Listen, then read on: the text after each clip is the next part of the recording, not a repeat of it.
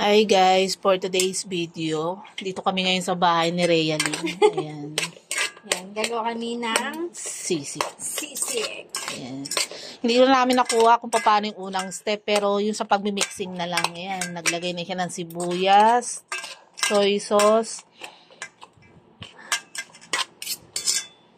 ayan, kalamansi. Ibubuhos niya po yung pinigang kalamansi kanina.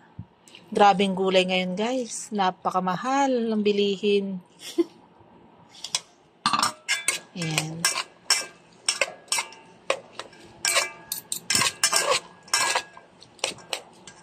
Ayan po ang kanyang lalagyan din po niya ng liver spread. Para may lapot-lapot konti. Oo. Kung ayaw nyo ng sariwang atay, mag-liver spread kayo. Kung ayaw nyo malapot, magsapot kayo. Gaga. Ayan siya guys. Sisig guys, sisig. Pork sisig. Anong parts yan? Part na tenga, no? Ears. Yes, ears. Tenga ng tao. Kuha tayo ng... Tenga ng baboy. Joke lang guys. Kuha tayo ng ating pamente. Ayan. Nakapaghugas naman na siya guys. Don't worry. In-steam niya muna to. Pinakuluan niya muna. Kaya lang hindi na namin naihaw. Pero pinride. After pinakuluan, tinimplahan sa pagpapakulo. Then, yung fried na po niya.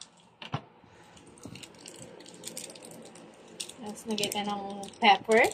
Lagay po siya ng paminta. Yan, mixing ulit. Ayan.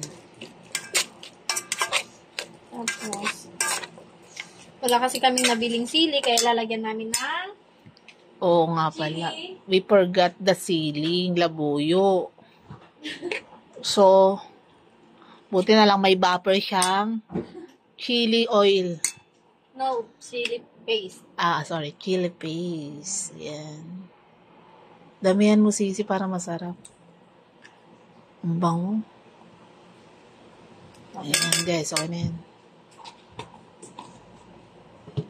Ayan guys.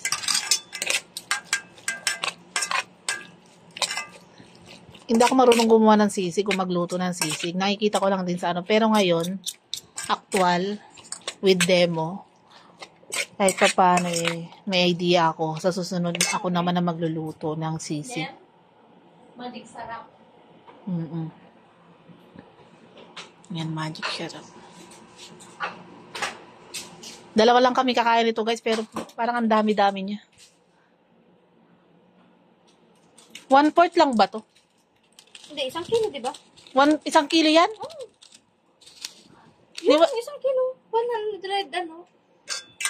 1 kilo to? Ay, hindi ba? Walang 1 kilo. Yung gagawa 199 1 kilo, di ba? 112 lang yan, kalahati. Ganon, oh. Wala pang kalahati, guys. 112 pesos bill namin ng tenga. Anong dalawa kaming kakain, guys. Hindi na iluluto yan. Ang ganyan lang yan? Sisig na. Naluto na natin yun. Kala ko ipiprito pa. Tinikman niya, guys. Masarap ka? Masarap? Wow, sarap talaga. Ayan, guys. Yummy. Kala ko may mayonnaise. Ayun, the final touch. The mayonnaise. The final ingredient. The mayonnaise. Okay. Yung iba yogurt nilalagay, nakikita ko. Hindi masarap. Naamoy ko na yung amoy sisig talaga, guys.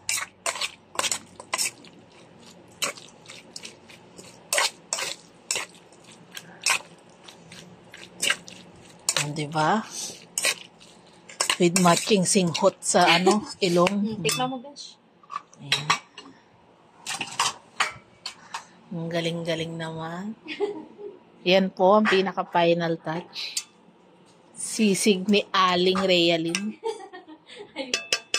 Alam mo, naalala mo yung tawag sa akin sa pure gold. Dali maliit. Yun lang guys. At least nakita natin kung paano niya gawin yung sisig. Hindi man nakita natin yung pinaka first step. At least kung paano niya i-mix. Na siya guys. Pork sisig. So guys, yun lang. Thanks for the video. Thanks for sa panonood. Bye guys.